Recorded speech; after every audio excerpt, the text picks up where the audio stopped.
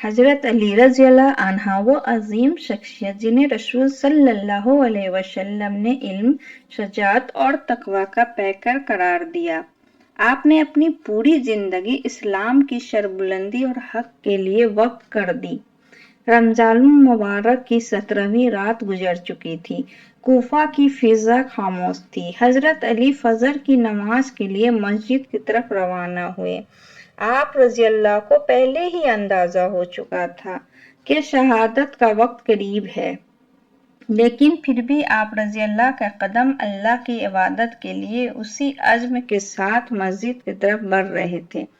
جب آپ رضی اللہ نماز میں مشغول تھے تو ایک بدبخت شخص عبد الرحمن بن ملجم نے جہر میں بجھی ہوئی تلوار سے حملہ کر دیا۔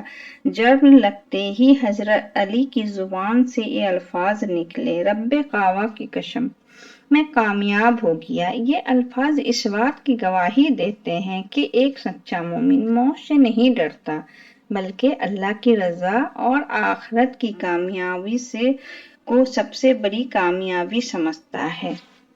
دیدگاہ زخمی ہونے کے باوجود حضرت علی رضی اللہ عنہ نے اپنے قاتل کے ساتھ بھی انصاف کا حکم دیا۔ آپ رضی اللہ نے فرمایا کہ اگر میں زندہ رہوں تو میں خود فیصلہ کروں گا، اگر وفات پا جاؤں تو اسے شریعت کے مطابق انصاف کیا جائے۔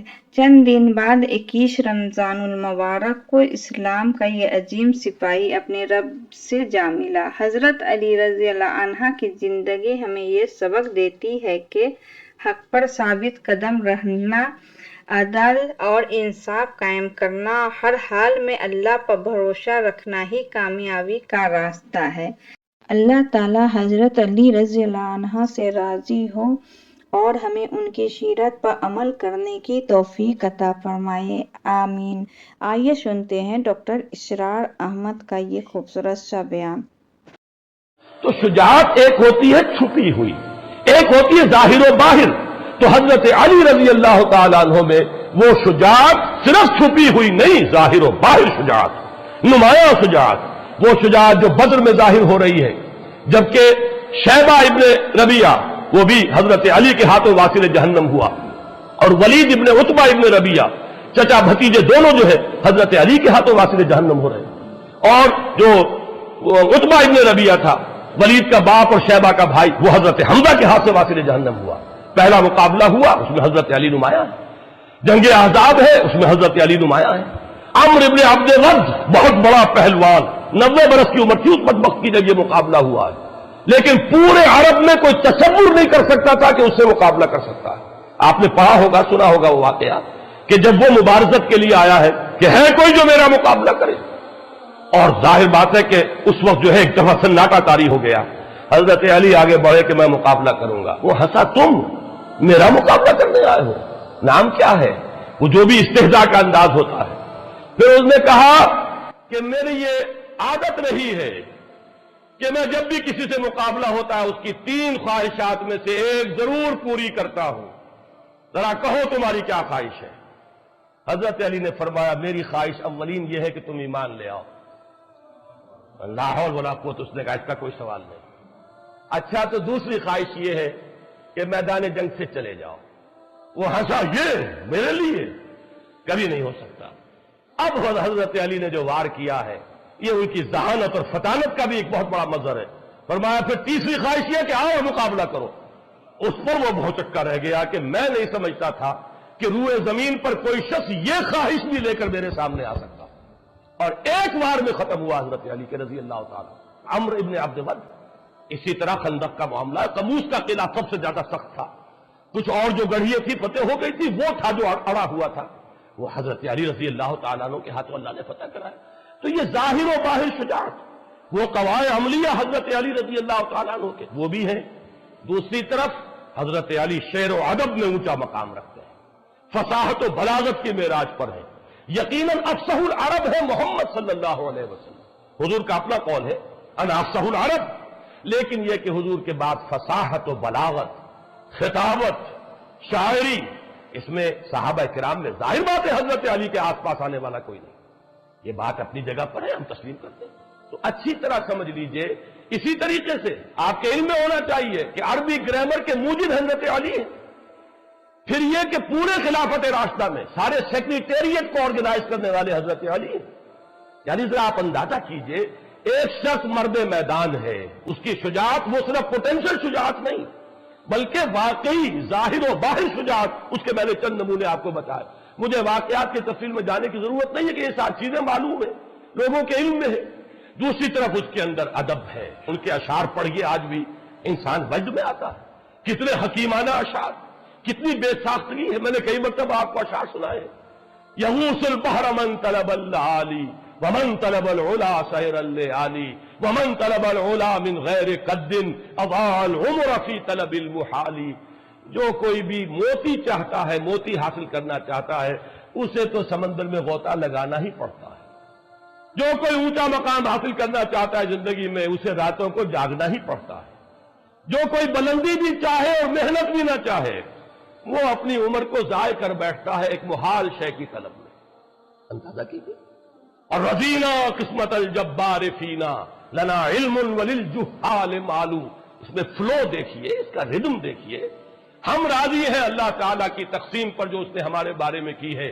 ہمیں اللہ نے علم عطا کیا، جاہلوں کو دولت عطا کی. ہم راضی ہیں، ہم علم کی دولت پر راضی ہیں. یہ حضرت علی کے قول. اور انا الذی سمتنی امی حیدرا، میں وہ ہوں کہ جس کا نام اس کی ماں نے حیدر رکھا تھا، شیر رکھا تھا.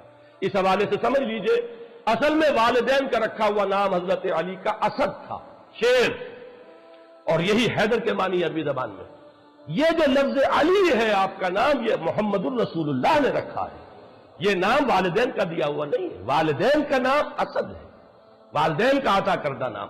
حضرت علی کا نام پھر جب علی رکھا ہے تو وہ محمد الرسول اللہ صلی اللہ علیہ وسلم نے رکھا. تو یہ اچھی طرح سمجھ لیجئے کہ یہ جامعیت جو ہے کہ ایک ایمبی ورڈ شخصیت، میں نے آپ کو گنوایا چونکہ میں نے عکس بیان کیے ہیں کہ جو مقام اور مرتبہ آپ کو نظر آئے گا شہادت کے مراتب میں، اس مزاج میں جو حضرت اسماعیل حضرت موسیٰ کا، وہ ہے حضرت حمزہ اور حضرت عمر خطاب کا رضی اللہ تعالی. جو مقام وہاں پہ حضرت ابراہیم کا اور ادریس کا نظر آ رہا ہے، وہ اگر امت محمد میں دیکھنا ہو تو وہ ابو بکر اور عثمان غنی کا ہے رضی اللہ تعالیٰ عنہ وعلیہم الصلاۃ والسلام. لیکن جامعیت کبریٰ کا جو مظہر محمد الرسول اللہ صلی اللہ علیہ وسلم، جن میں یہ دونوں چیزیں جمع ہیں، جن میں یہ جامعیت ہے، جن کے اندر توازن ہے، جس میں یہ دونوں اوصاف بیک وقت مجتمع ہیں. ایک طرف انتظامی اوصاف دیکھیے، میں ابھی اشارہ کر چکا ہوں کہ جس تیزی کے ساتھ ایکسپینشن ہوا تھا عالم اسلام کا، وہ اگر اس میں کنسولیڈیشن نہ ہوتی، انتظام و اہتمام و انصرام نہ ہوتا، نظم نہ ہوتا، تو وہ تو تباہی ہو جاتی. اتنی تیزی سے ایکسپینشن حضرت عمر فاروق کے زمانے میں رضی اللہ تعالیٰ عنہ. ذرا فتوحات کا اندازہ تو کیجیے کہ ملک کے ملک آ رہے ہیں اور بڑے وسیع علاقے آ رہے ہیں، بڑی آبادیاں ہیں وہاں، بڑے وسائل و ذرائع ہیں. وہ جس کو فرٹائل کریسنٹ کہا جاتا ہے عالم عرب کا، وہ پورا کا پورا فتح ہو چکا ہے. اس میں اگر انتظام نہ ہوتا، بندوبست نہ ہوتا، یہ ساری چیزیں جو ہے کسی نظم کے اندر نہ آتی، تو بہت بڑی ہلاکت پیدا ہو جاتی. میں لفظ ہلاکت استعمال کر رہا ہوں اس لیے کہ یہ لفظ حضرت عمر نے استعمال کیا رضی اللہ تعالیٰ عنہ. حضرت عمر کے یہ الفاظ، لولا علی لہلک عمر، اگر علی نہ ہوتے تو عمر ہلاک ہو جاتا. کیوں؟ حضرت عمر جو ہے اس وقت خلیفۃ المسلمین، امیر المومنین، پوری کی پوری ذمہ داری. اب اس میں ان کی توجہ، فوجوں کا انتظام، محاذوں سے آنے والی اطلاعات، وہاں کرائسس ہو گیا ہے، وہاں یہ سامان چاہیے، وہاں ایک شکست کی سی کیفیت، جیسے کہ آپ کو معلوم ہوگا کہ ایران میں ایک موقع پر بڑی حالت جو ہے وہ کمزور ہو گئی تھی مسلمان افواج کی، جس وقت کہ حضرت عمر نے فیصلہ کیا تھا کہ میں خود جاؤں گا، اب میں محاذ کے اوپر خود جاؤں گا. تو اس وقت جو ہے حضرت عمر کی زیادہ توجہ تو اس پر لگ رہی ہے. اگر اس کے ساتھ انتظامات نہ ہو، اہتمام نہ ہو، نظم نہ ہو، قائم نہ کیا جائے تو واقعہ یہ ہے کہ جس کو آپ کہتے ہیں آگے دوڑ پیچھے چوڑ، آگے تو بڑھتے جا رہے ہیں، پیچھے معاملہ جو ہے خراب ہوتا چلا جا رہا ہے. یہ ہوتا، لیکن یہ سارا کام کس نے سنبھالا؟ حضرت علی نے سنبھالا. یوں سمجھیے کہ اس پورے دور میں حضرت ابو بکر، حضرت عمر اور حضرت عثمان کا بھی ایک حصہ جو ہے دور خلافت کا، اس میں حکومت کا انتظام، پورا سیکریٹریٹ، تمام محکمے بنانے، کوئی سی محکمے کا تصور ہی نہیں تھا. سارے محکمے ایجاد کیے ہیں حضرت علی نے، سارے دیوان مرتب کیے حضرت علی نے.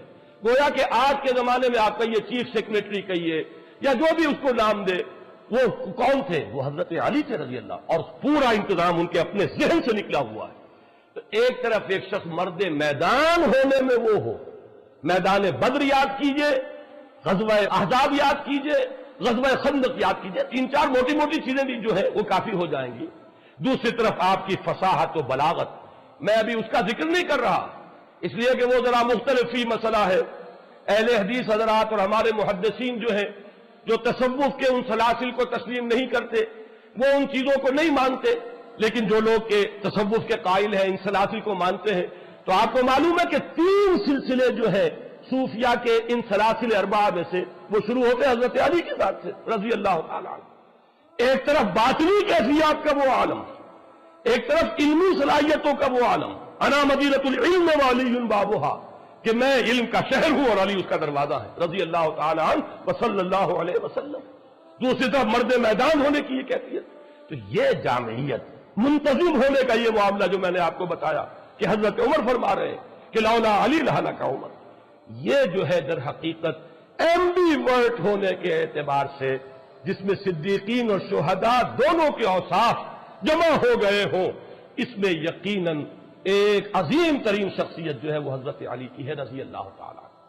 ایک اور پہلو سے میری بات سمجھ لیجئے، یہ بھی عرض کر دوں، یہ بھی صرف ٹانکتے جائیے. حضرت علی تمام غزوات میں شریک رہے سوائے تبوک کے. تبوک میں حضور نے انہیں مدینے میں چھوڑا اپنے نائب کی حیثیت سے، اور جب انہوں نے شکوہ کیا، ان کے تو مزاج سے یہ چیز بڑی تھی کہ لوگ جائیں اور داد شجاعت دیں میدان جنگ میں، اور میں یہاں عورتوں کے ساتھ پیچھے بیٹھ جاؤں. شکوہ کیا حضور نے فرمایا کہ علی کیا تمہیں یہ پسند نہیں ہے کہ تمہارا تعلق مجھ سے وہی ہو جو ہارون کا تھا موسیٰ کے ساتھ، سوائے اس کے کہ میرے بعد نبوت نہیں ہے. یعنی حضرت موسیٰ کے نائب کی حیثیت سے حضرت ہارون تھے تو وہ بھی نبی اور رسول تھے، لیکن تم میری جگہ ہو تو میرے ساتھ اسی مقام پر، لیکن نبوت اور رسالت بہرحال اس کا دروازہ مجھ پر بند ہو چکا ہے. لیکن یہی کام کیا حضرت عمر نے رضی اللہ تعالیٰ عنہ. بیت المقدس جب گئے ہیں، جس کا ذکر میں بارہا کر چکا ہوں، وہ چارج لینے کے لیے بیت المقدس کا، تو کس کو نائب بنایا تھا؟ حضرت علی کو رضی اللہ تعالیٰ عنہ. کہاں سے ہم مان لیں کہ ان کے مابین کوئی بد اعتمادی ہو سکتی تھی؟ سوچئے تو صحیح. اس زمانے میں کوئی شخص اپنی جگہ چھوڑ کر اپنی جگہ ایسے شخص کو بٹھائے گا جس کے ساتھ اس کو اعتماد نہ ہو، جس پر اسے پورا وثوق اور یقین نہ ہو. لیکن یہ کہ حضرت علی کو 2 مرتبہ حضرت عمر نے اپنا جانشین بنایا، جیسے کہ محمد الرسول اللہ نے بنایا.